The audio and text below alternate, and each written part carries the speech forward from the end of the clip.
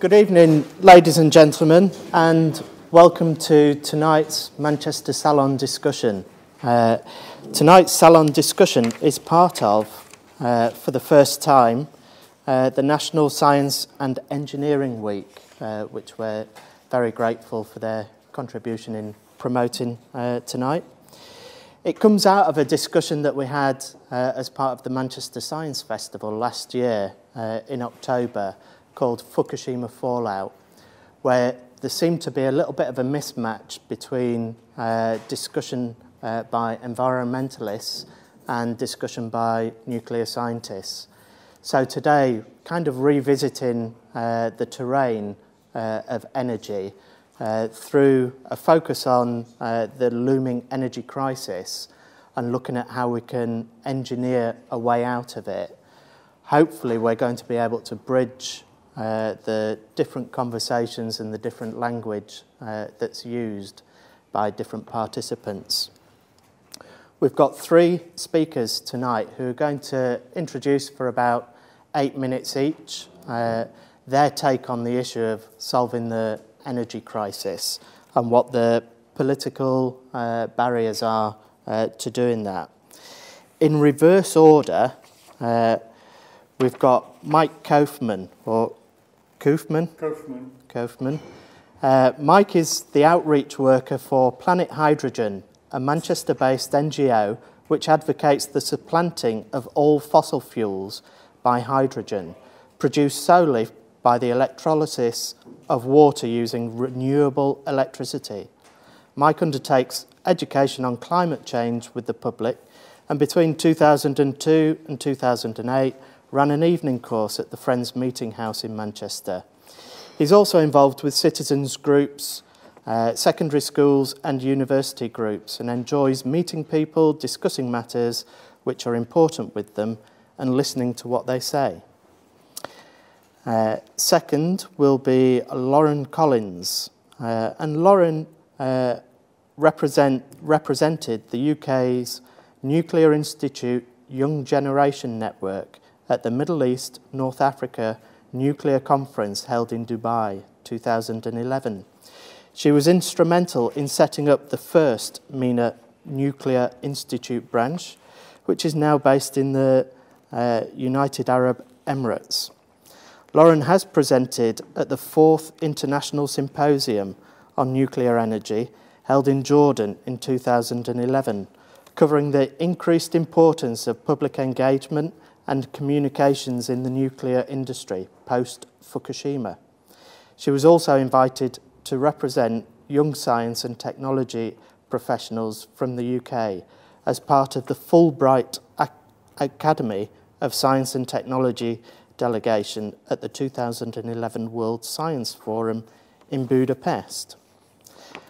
First up, we've got James Woodhuizen.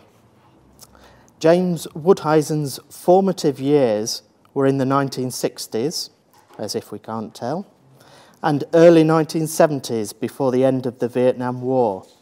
Inspired by the space race, he wanted to be an astronaut, so decided to read physics at university. James went to Sussex, where he followed his degree with an MA at the Science Policy Research Unit. After that, he pursued journalism, before going on to coordinate postgraduate studies at what is now London's University of Arts. James is Professor of Forecasting and Innovation at De Montfort University in Leicester. For more than 20 years, he's consulted for major corporations and for government.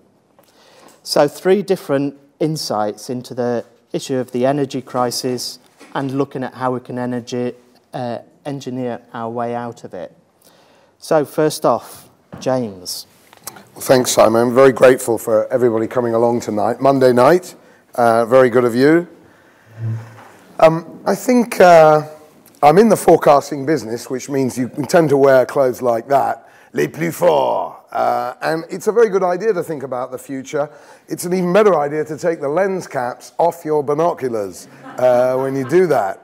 And it's led, in my own forecasting about energy, has led me to geothermal engineering, ploughing up Devonshire and Cornwall to get the Earth's crust working for us, and also for Baxi boilers, makes a gas boiler that keeps the lights on as well. And I think that's a good point of departure, because I think if you read Ofgem, if you're a really sad person and you read the Ofgem reports, you'll find that we are facing, because of the closure of old coal and nuclear power stations, important energy shortages, otherwise known as power cuts, in the next 3, 5, 7 or 8 years. And therefore, we do need a solution to this. And I think much of what I want to say is when we're talking energy, we're not really talking about the technicalities. Most of all, we're talking about our assessment of human beings. Now, if you go to China, where I like to go, this is a firm in Hangzhou, makes escalators, make 44 different kinds of escalator, including the sort that gets you shopping even more at the department stores. But the really interesting thing about their website is you look at the yellow button, Contact Now, just down to the bottom left of it there, add to basket. If you want 8 escalators at 25,000 US dollars, click on that. Or if you want 12, click on that. Now, you and I might not like that, but it does speak to an ambition in the world and a new way of doing business, which is very much of a piece with the human ingenuity that I want to praise and uphold tonight. And just in the same way as Einstein revolutionized modern physics and laid the basis for fission power, in a document, if you care to look at it, Does the Inertia of a Body Depend Upon Its Energy Content? It's 690 words long. Right? So all of the academics here, all of the academics anywhere, need to be more ambitious. Shorter papers, more scale, and more willingness to try new things. I think when we're looking at the annual anniversary of Fukushima, the alarmism that even a conservative newspaper, it nearly burnt to bits on my scanner there, gave just 48 hours to avoid another Chernobyl. It's quite remarkable that a chemist such as Angela Merkel can, within 4 months, pass legislation to end nuclear power in Germany. Actually, it's not ending nuclear power in Germany. What it's doing is getting more nuclear power from France and Austria, and then just abdicating moral responsibility.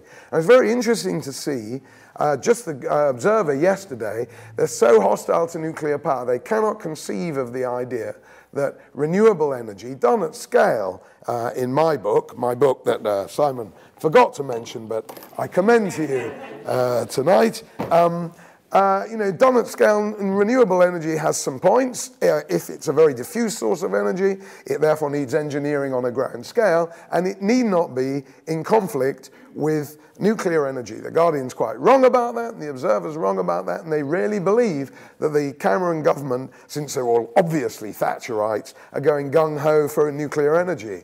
I wish, or at least I wish the nuclear energy bit, not the Thatcherite bit, but they're not. And the reason they're not is that the bourgeoisie in this country, The Economist, for which I used to write, so I know what I'm talking about, has condemned nuclear power in terms that The Guardian would lovey-dovey to bits. And that's very sad. And the only alternative to that, I'm afraid often from the nuclear industry, it's just come out from the World Energy Council, and I fear to say it's far too complacent in imagining that life will go on the way it did before Fukushima. And if you look at the press release that they put out just a few days ago, limited impact of Fukushima on the global nuclear outlook.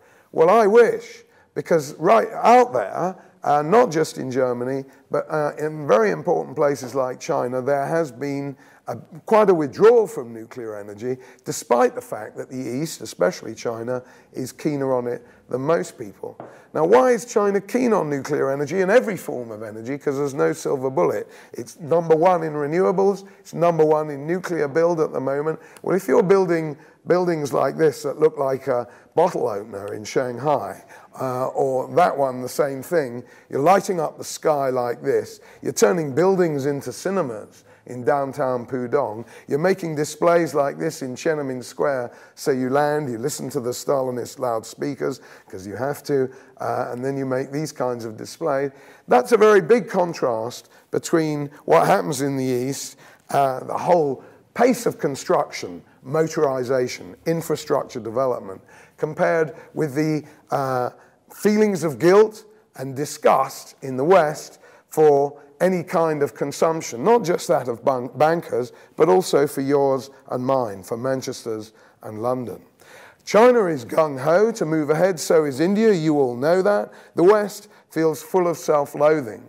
And once again, we see that energy is not just about the technicalities, but about how we feel about ourselves. If you believe that man is a plague on the planet, you're not going to trust him to tame the nucleus. If, on the other hand, you think that the dangers fully underlined by Fukushima do not adhere directly to the nucleus, but relate very much to the social system, the economic priorities, and the politics of a society building energy, then you will take a more optimistic view. So I just want to say, look at construction in China and what Hong Kong does. You know, you might think you've got some built-up areas in print works and elsewhere, but this is how Hong Kong goes, and the whole of the East is going to be going like that in the next 20 or 30 years. Now, and that's how they do it at night, not so bad. And you're worried about a third runway at Heathrow, you better start worrying about the 100 new airports that China wants to build between now and 2020. So you add it all up, they've got no choice to build nuclear as well as every other kind of energy, coal, gas when they can, solar and wind. And they're also beginning to overtake Europe in the whole research and development effort across all economic fields, but especially in energy. Not long ago, after the Fukushima event, they said, we're going to hold back a bit from going quite the rate that we were going to go. And that's, for my money, a great mistake on their part, because they themselves admit, I'm sure you all read China daily. I'm sure you believe it as much as I do, but nevertheless, you don't have to be a supporter of the Chinese Communist Party to know that Chinese energy consumption is going to double very fast over the next 8 years.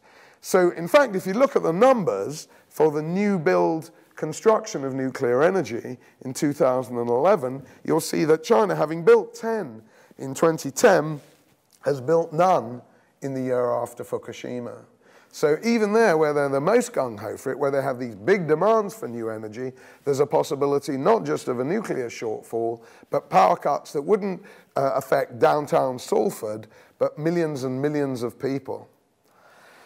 And yet, the good news is that Jeffrey Immelt, the head of General Electric, determined 2 or 3 years ago that not America, but China was ahead of America in all new energy technologies. That's Immelt, how he feels today. He used to be a happier bunny.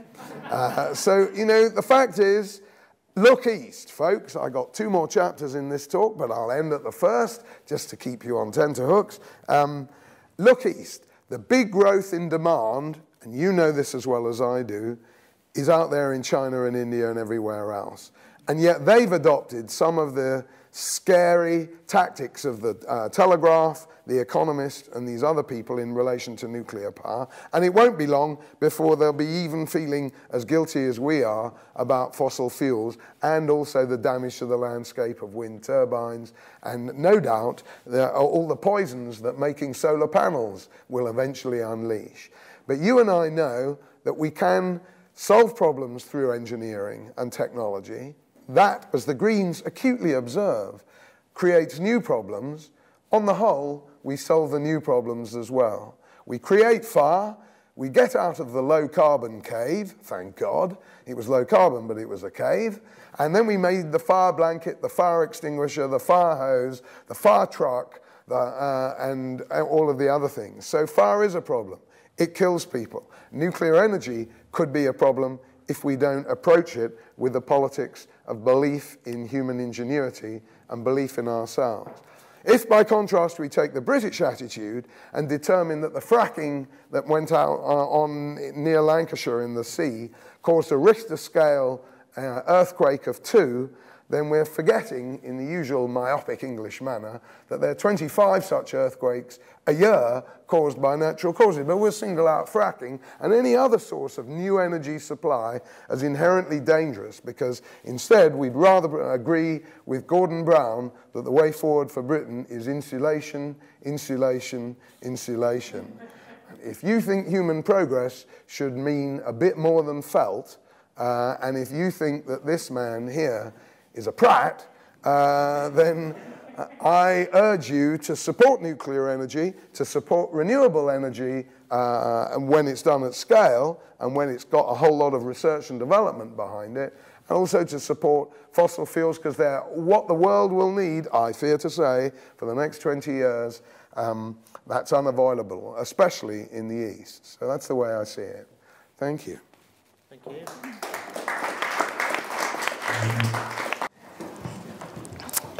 Okay, good evening, ladies and gentlemen. First of all, let me say how honoured I am to have been invited to take part in this debate on such an important issue, the energy crisis. As I stand here today, I use the term important to mean important to me personally, professionally, important politically and economically, and important at a basic societal level. However, 12 months ago, the energy crisis was not something that played a huge part of my life. I was, of course, aware... Sorry. Oh. Is that better for you? Yeah? Okay. I was, of course, aware of the energy crisis. You know, who couldn't be? I knew that burning fossil fuels produced vast amounts of CO2. I knew that needed to be reduced. But in essence, as long as when I came home and I flicked the switch, the lights came on, I was happy, but relatively in the dark about the key issues that were involved in this simple action that was taken for granted in my modern day life. My academic background is in psychology and management, and I've had a varied career working in senior positions within banking and within Greater Manchester Police, doing all kinds of different things from communications training, public perception initiatives, even to working with the New York Police Department, looking at some of the communications issues during September the 11th. Then in May 2011, I was asked to take up a position within an engineering company, primarily a nuclear engineering company, as a head of business development for DBD. I'm not an engineer, I'm not a nuclear scientist, and at the time, the only thing I really knew about nuclear energy was vague, distant memories from 15 years earlier studying for my GCSEs. That coupled with the overload of fact and fiction and opinion and speculation, statistics and comment, and all that raft of information that followed the Fukushima accident in March 2011. I was, and I still am, overwhelmed by the amount of information that's available to the public, which shows nuclear to be safe, to be dangerous, to be necessary, unnecessary, the only solution to the energy crisis, absolutely the worst solution to the energy crisis. Similarly, the information for the other forms of energy and electricity production is equally as confusing and contradictory. It's unhelpful to the average person who has an interest in forming a balanced and considered opinion about the important issue of the energy crisis and the solutions around it. I'm not naive enough to think that there is or there should be one perfect explanation for all of this and one perfect solution. But what I am interested in is a rational and understandable dialogue between the government, the scientists and engineers, and the public. And this needs to be done without diluting the message. It needs to be done without losing the key points in scientific jargon and statistics presented in complicated charts. I've seen quite a few of those in my 12 months in this industry. Our public are lawyers, and they're accountants, and they're pilots. They're people who could add valuable input into this area, but they're people who have no time to study chemistry and physics and statistics just to get to the key points of the issue. We live in a world where we have access 24/7 to information that doesn't actually need any scientific basis to be published.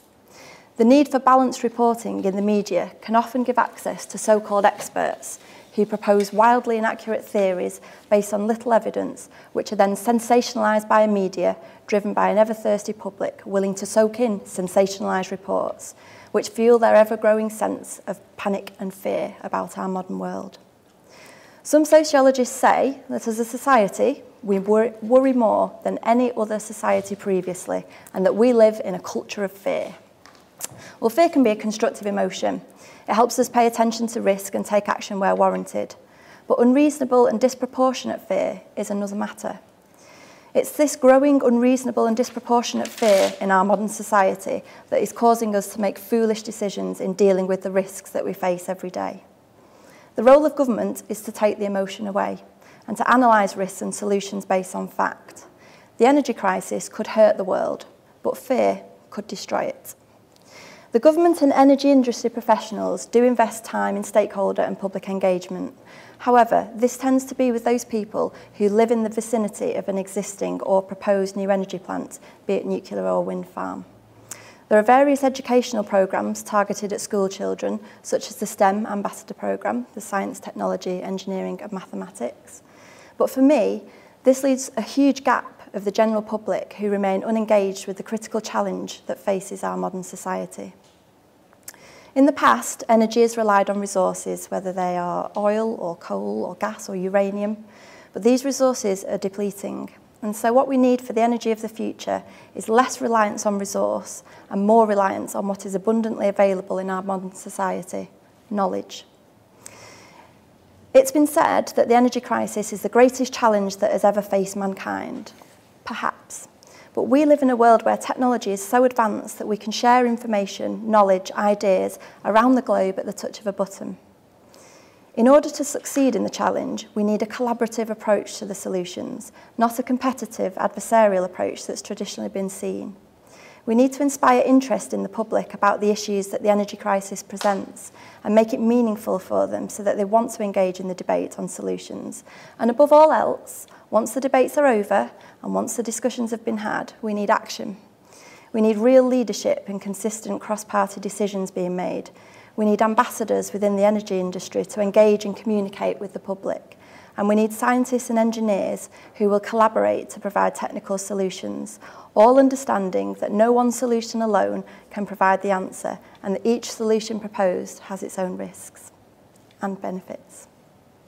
I've been fortunate enough over the past 12 months to speak at international conferences about the need to understand what concerns the public about nuclear power and how best to engage with the public on these issues and how the scientists and engineers can help bridge the gap. At the World Science Forum, the key theme was the changing landscape of science, and leading science and technology professionals from all over the world were present. One of the key areas was to promote the interaction between stakeholders of knowledge, including the scientists and including science policy makers and the general public.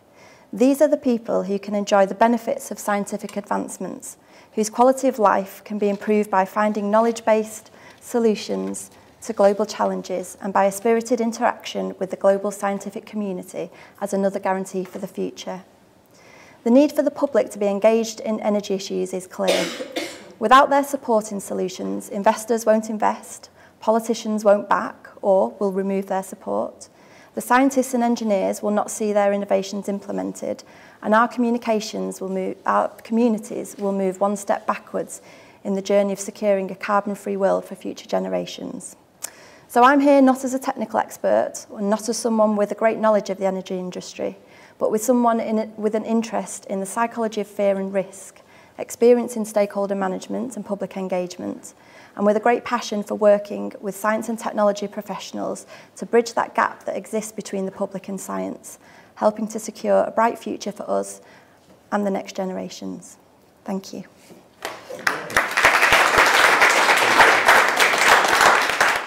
I'd like to begin with an anecdote from another country.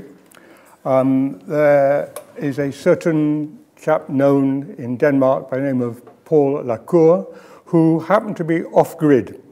And he was a teacher and a physicist and an engineer, running a little country school. And he needed electricity and heat and light for his school. Being an engineer, he was able to design a wind turbine and have it constructed to his own specification, built it himself with all the components supplied, attached to it an electrical generator, direct generator, and in the cellar of the same building put 2 electrolyzers filled with water, whose task was to receive the current from the generators driven by the wind turbines, to split the water into hydrogen and oxygen, keeping them safely separated, and to conduct them by 2 separate pipes, separate obviously, 300 meters to his twin classrooms over the other side of the road, in the middle of the fields actually. In the classrooms, he had some adapted Bunsen burners, which were adapted in such a way so as to give light more than heat.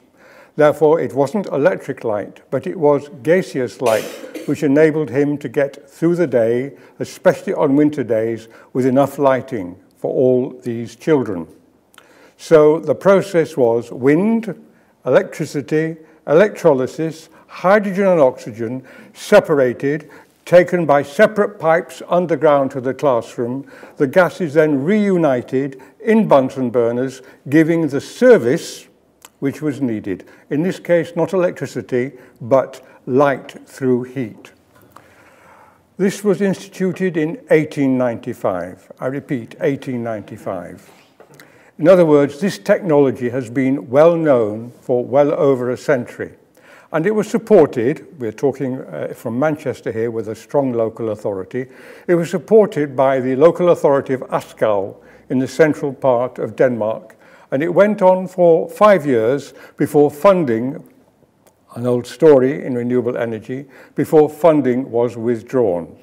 Of course, at the same time, coal, oil, and gas derived from coal were taking over the market, and there was not much of a chance for hydrogen to take over in the future in the way that we've been talking about, especially hydrogen derived from water. Hydrogen, of course, is not new in other fields. The coal gas, which some of the older people remember here, was derived from heating coal in large plants rather than burning the coal. And the gas given off by the coal, leaving very useful coke by the side, was 50% carbon monoxide, which itself is a fuel as well as a poison, and 50% hydrogen. In other words, we've had hydrogen in our gas pipes in Paris, in Berlin, in London, and in Manchester for 150 years before it was finally stopped, and we moved over to natural gas, CH4, 1 atom of carbon, 4 atoms of hydrogen, which also burns, giving off, when the water burns, dihydrogen oxide, which is water. When the carbon burns, when the hydrogen burns, when the carbon burns, carbon dioxide, which is our big problem. Big problem, you might say. What is this problem? When was it discovered? Well, there are certain key dates going back again to the dear 19th century when so much interesting hands-on science was done. If I go back to 1895, when Paul Lacour had established his hydrogen-powered classroom, there was somebody else in Scandinavia, this time in Sweden, by the name of Svante Arrhenius, somebody James will have heard of because he's been through his science education. Svante Arrhenius at the time was somewhat wounded from a failed marriage and spent a whole year working out why, having been informed an awful lot by a chap called Hogerum on the ice ages of the planet, why these ice ages had taken place. And taking hints from a very great scientist who's not talked about enough in this country, an Anglo-Irishman called John Tyndall, who produced brilliant results in 1861. Again, we're going back a long way for the wisdom which we need. He researched the whole of the Earth's climate as far as he could without the help of satellites, without the help of long-distance travel, and came to the conclusion that rising levels of carbon dioxide in the atmosphere would augment the absolutely certain global warming effect of carbon dioxide in the atmosphere. He couldn't measure exactly how much there was in the atmosphere. That came a little bit later, especially with Dr. Keeling in California and then in Hawaii in the 1950s and 1960s. And it's through the Keeling curve that we now know that this carbon dioxide, and I'm getting onto the energy process in a minute, we now know that carbon dioxide has been going up step by step since round about 1880. And I wonder if you all know, if you are aware of these things. For example, if I ask a group of people what is the exchange rate between the dollar and the pound, most people know roughly. What is the correct temperature of a healthy child? They know roughly 37 degrees centigrade. If I ask them what is the present level of carbon dioxide, which is now governing our lives and is threatening our futures, very few people know. It is 390 parts per million. What should it be? What was it until 1850? It was 280. What was it in the ice ages, which come every 100,000 years? It was 180. So we have a step change, 180, 280, 180, 280 over the past 2 million years, with temperature going up 5 degrees, down 5 degrees, up 5 degrees, down 5 degrees. Now we are as far above the 280 as the ice ages were below. This is obviously dangerous. And the Intergovernmental Panel on Climate Change, which is not a research organization, but a gathering organization, which puts together data from research scientists, has produced 4 reports since 1995. The most recent report came out in 2007, the whole lot downloadable for free from the internet, ipcc.ch, they're based in Switzerland.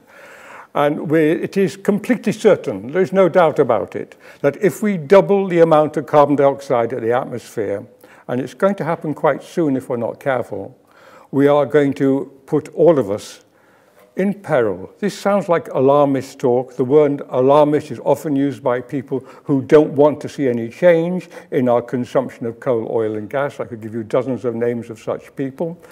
The Global Warming Policy Foundation, for example, in London, who refused to disclose their funding, will say we no need to worry, carry on as we are.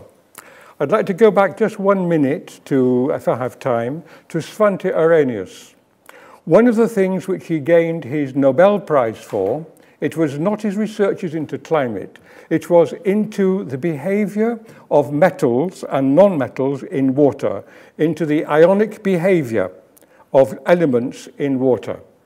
And he was pretty sure, against the advice of his professors in the 1870s and 1880s, that any element that dissolved in water attracted and created its own electrical charge.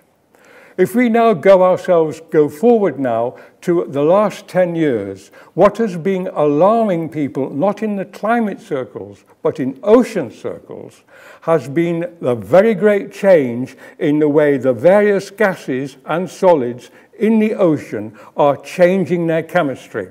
And that is because of carbon dioxide, which wouldn't have surprised Svante Arrhenius. What is happening now is that the pH of the ocean, which is a measure of carbon dioxide, has fell from its 8.2 level of 50 years ago to 8.1. That might not sound very much, but that is on a logarithmic scale. It actually means a 30% reduction. It is going towards the acidic level. Number 7 is acidic, is neutral. This is already having serious, measurable, predicted effects on all aspects of ocean life. When you add onto that the heating effect of the atmosphere on water, which is creating stratification, which is changing the movement of phytoplankton and zooplankton up and down, therefore damaging the food web, when you add those things together, we see we are in very serious trouble.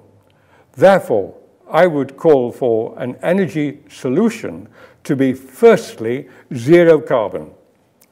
And we have to reach that zero carbon by going back to what was first tried out by that very interesting man, Paul Lacour. We have to look at the 2 components, sunlight and water. Remembering also that wind energy is a derived version of sunlight by creating different temperatures, therefore different pressures, therefore creating wind. If we do that, we can move over to what I would call an electro-hydrogen economy. James has talked about scale, quite right. Scale is very, very important. And we've also heard about Jordan and about the Middle East and about North Africa from Lauren.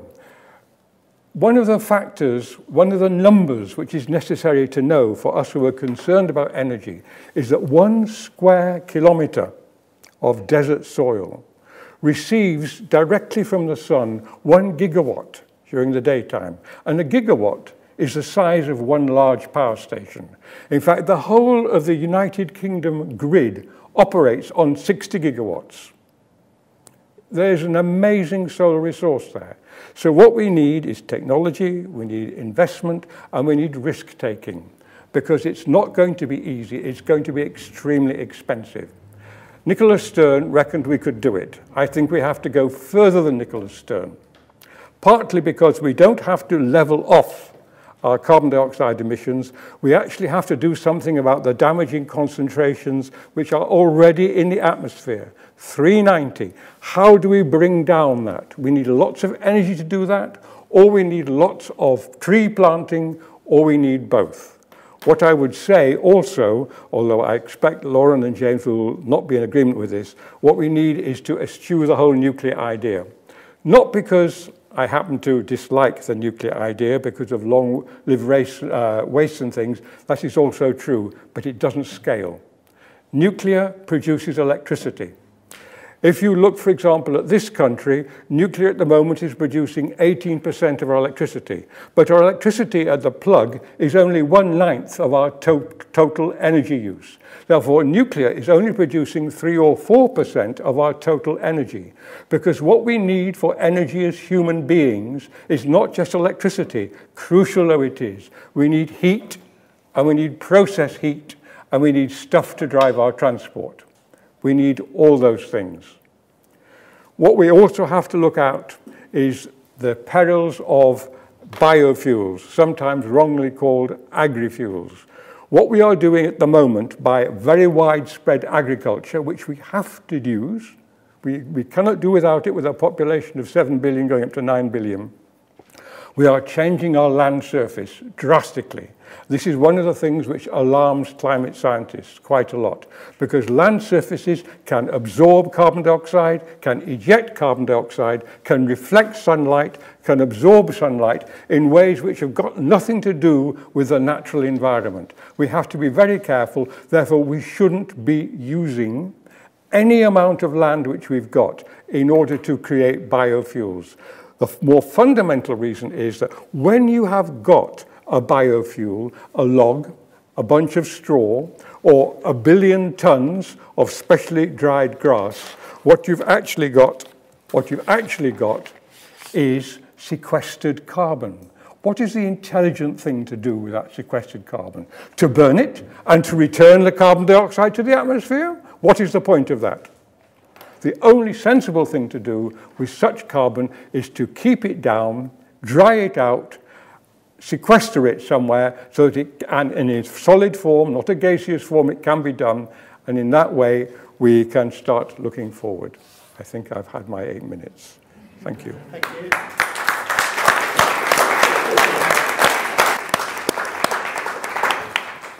Well, thank you very much. They were 3 very, very useful, quite divergent views. I've got quite a few questions for the speakers, and I'm sure each speaker has got quite a few questions for the others. But I'd quite like to take any questions or contributions from yourselves at any point, preferably now, and I can ask mine if you haven't got any yourself. Mark is going to bring around a roving microphone. The reason for this is that NLTV, who are filming tonight, are taking a feed off that.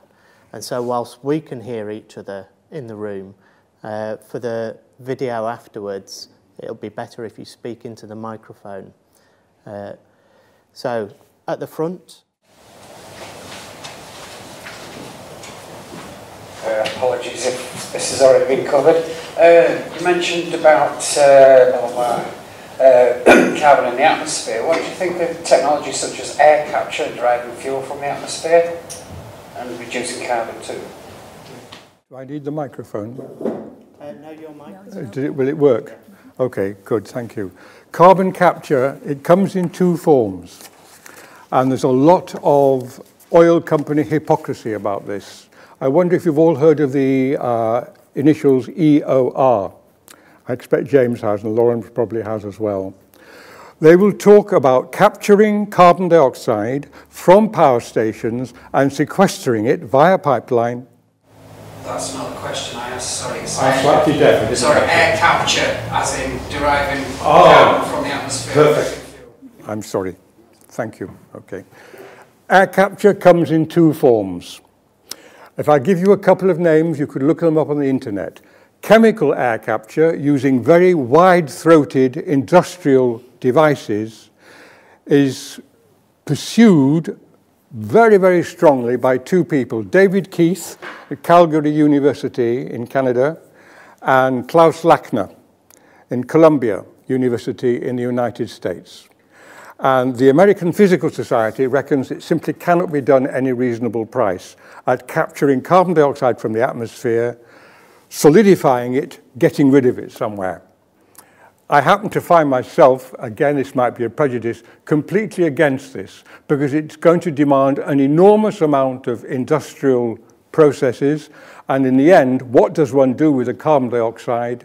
One puts it underground, and to get back to my mistaken comment, what will the oil companies do with it? The carbon dioxide will be sent down pipelines, and it will not be all sequestered. It will be used to drive out more oil.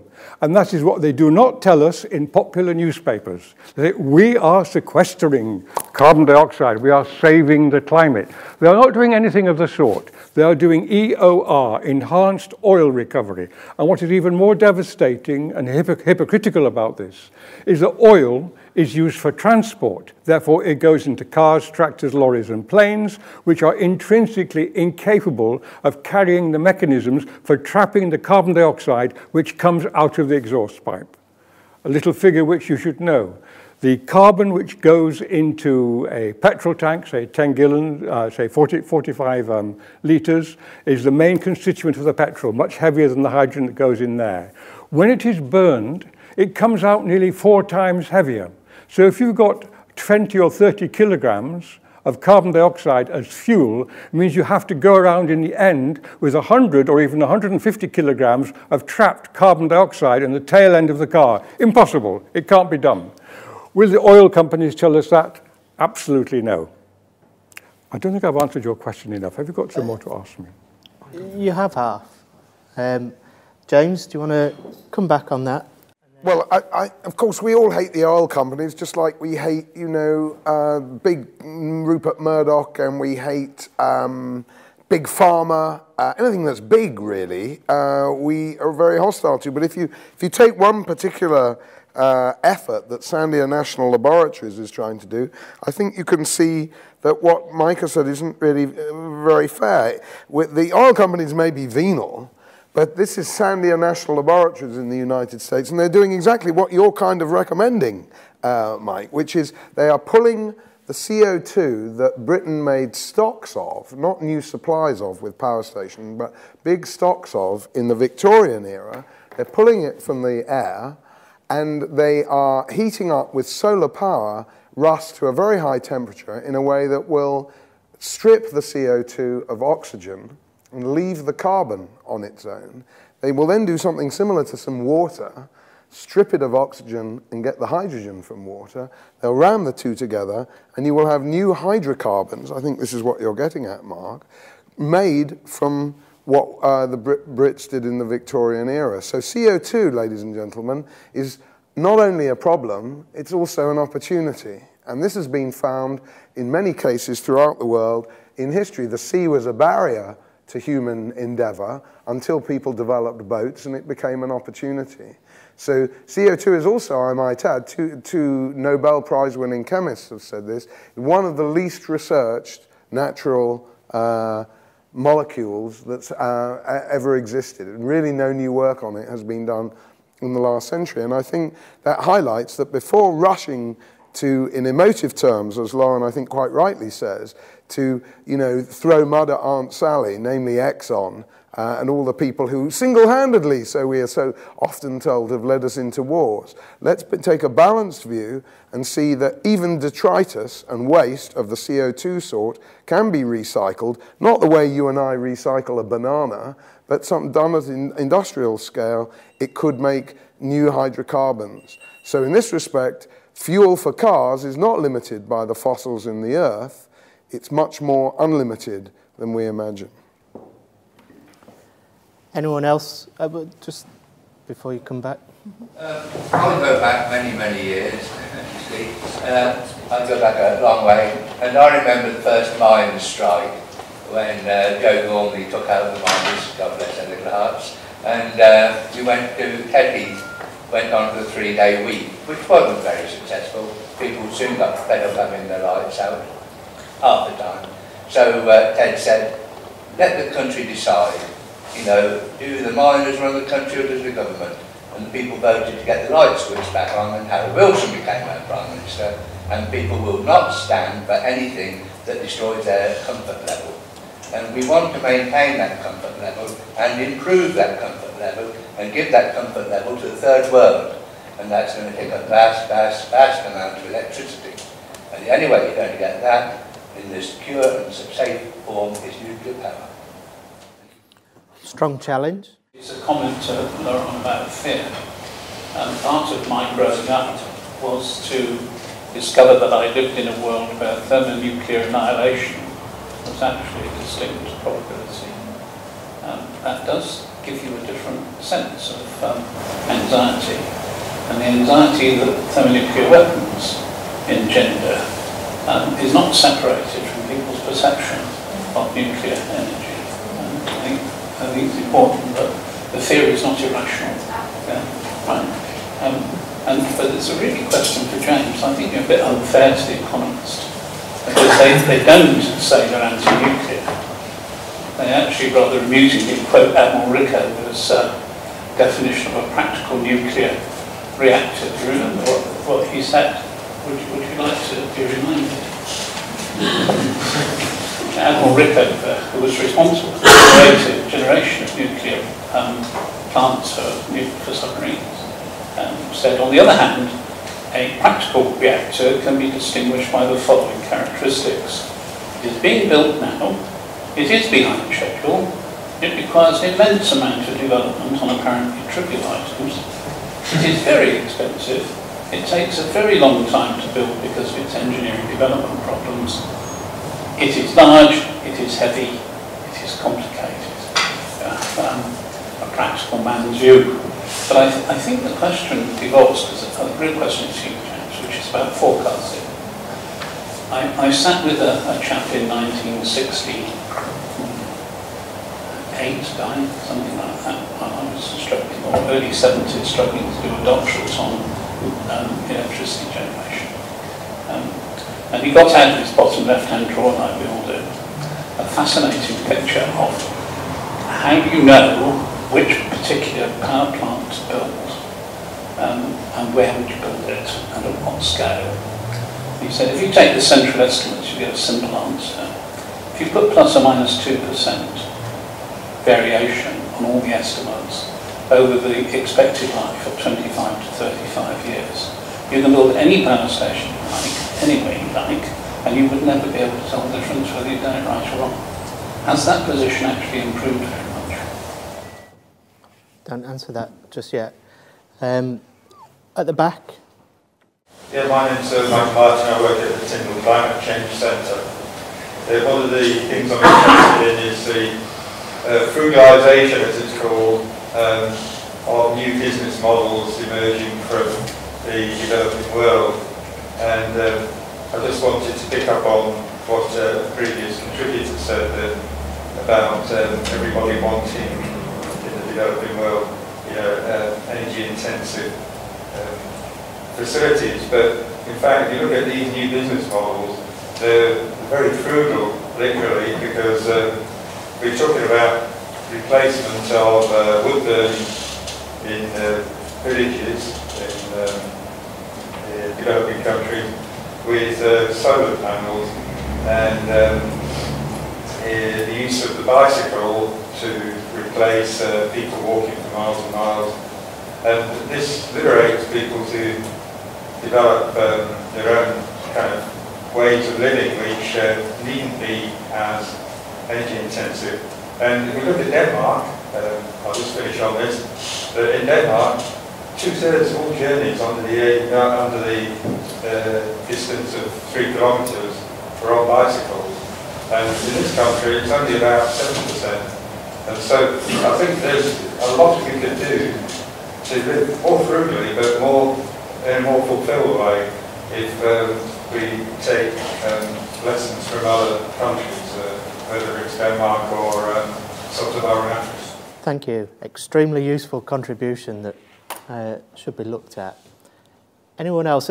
Particularly, I've got a question that you raised, which came up in the discussion in October, and this was all to do with the association of thermonuclear explosions and the nuclear industry. I think in the 60s there was a lot of political campaign work that did associate nuclear weapons with the nuclear industry. The assertion was made, which kind of went unchallenged in October, that association has really disappeared and that there is no real association between weaponry, thermonuclear explosions and the nuclear industry. So it would be useful to have that out, to bring that to the fore a lot more.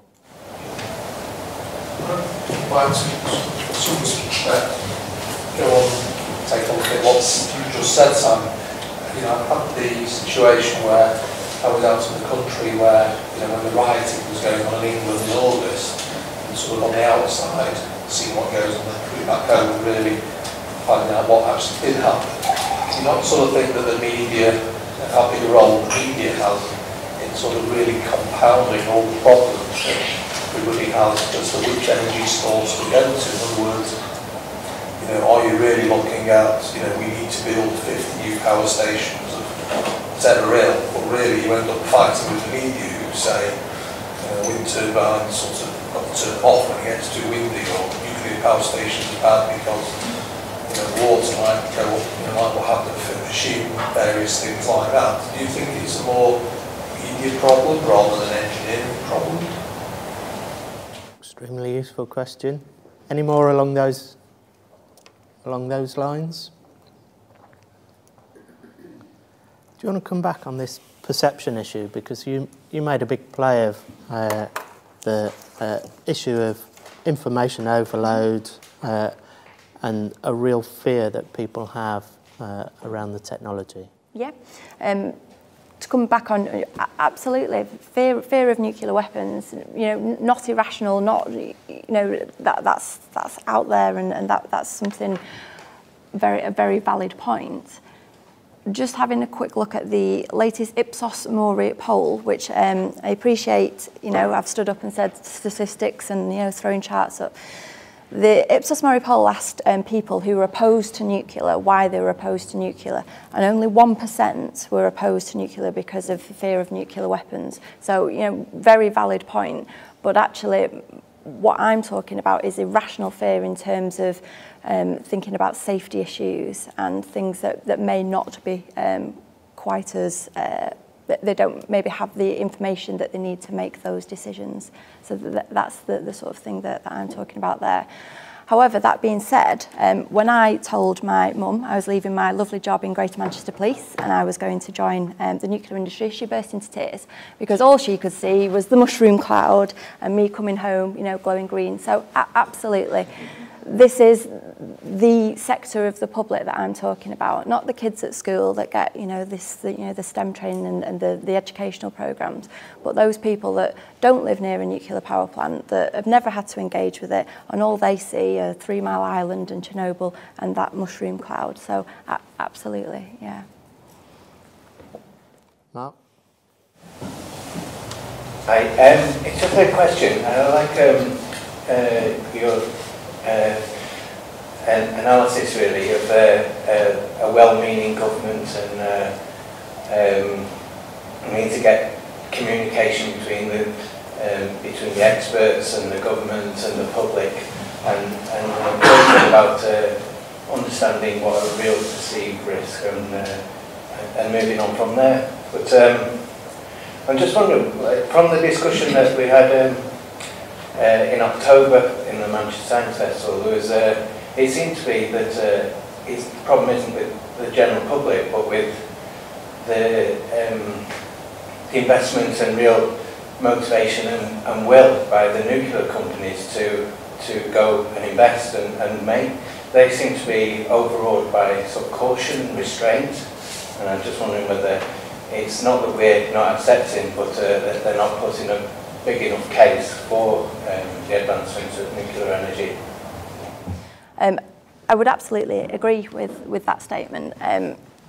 Mike made a point about, I don't know, something around nobody knowing the safe levels of carbon dioxide or how much carbon dioxide, and that they would know how hot or the temperature of a healthy child.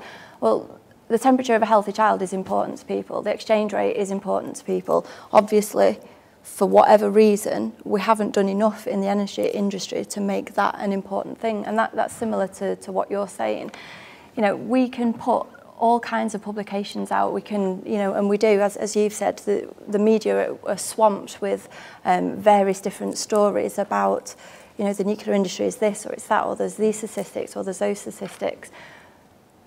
But if the public aren't engaged, if the public don't want to know, then, putting out all that media is just a waste. So that's the first issue, if the public don't want to know.